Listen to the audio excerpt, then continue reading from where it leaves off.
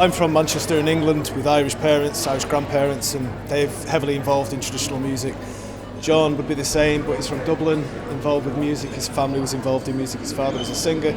So we kind of know each other from different bands that we were all in as teenagers and touring the circuit and touring festivals. We came together working at a Transatlantic Sessions, which was a television programme, and then it went on the road doing concerts all around England and Scotland, and plays like 2 gigs a year at the Celtic Connections Festival. And we are part of the house band, and we thought, we love playing music together, let's continue this. So on the back of that, we started doing gigs.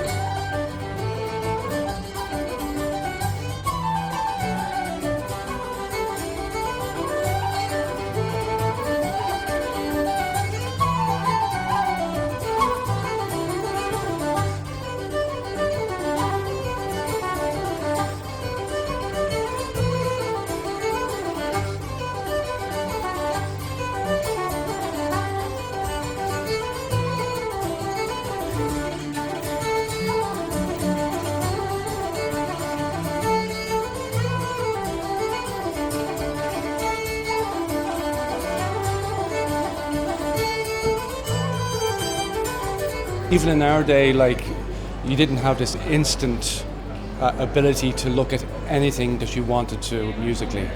Now you can go to, you know, anywhere in the world on your phone and see what type of music they play and be influenced by it in some way or fashion. So it's impossible to be completely defined by one genre of music now.